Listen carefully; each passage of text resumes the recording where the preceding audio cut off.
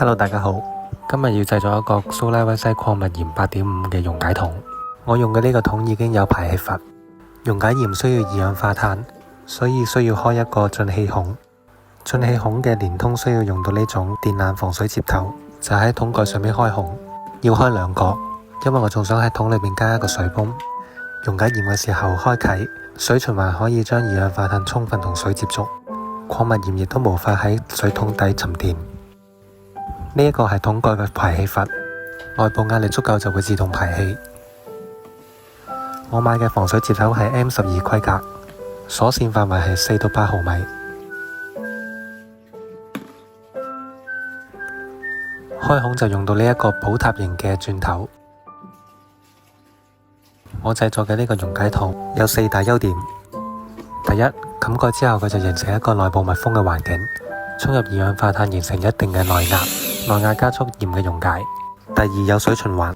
第三，有二氧化碳擴散器。第四，透明，容易觀察溶解度。蘇蝦當中有一啲品種，比如大木紋、可樂同埋地虎，佢哋用7.5鹽始終繁殖唔係好樂觀，所以我都係決定用8.5鹽去飼養佢哋。但係8.5鹽嘅溶解實在太難啦，所以我決定製作呢種溶解桶，希望對你有所啟發。水泵嘅電線穿唔過接線頭，需要剪斷，然後再接一條新嘅電線。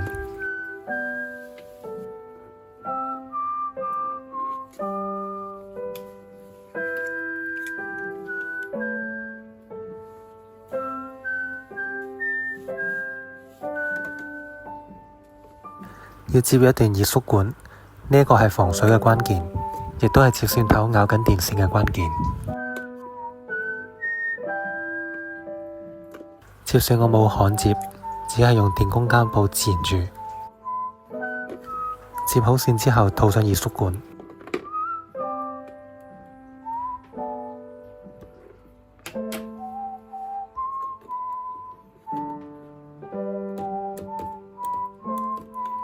OK， 接線完成。依家測試一下水泵先。呢個水流好似有啲大，冇辦法啦，閒置就得呢一個水泵。二氧化碳嘅氣管接入就比較簡單啦，將氣管穿過接線頭，然後再接一個細化器咁就可以啦。我買個水桶可以裝5升水。5升水溶解2.5克鹽會比較輕鬆啲，再多就會有比較多嘅沉澱。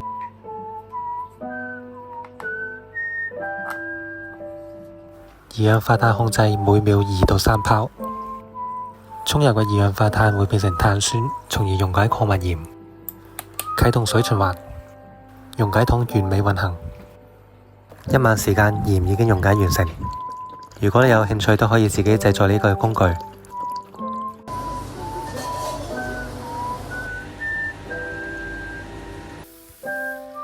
下次見，拜拜。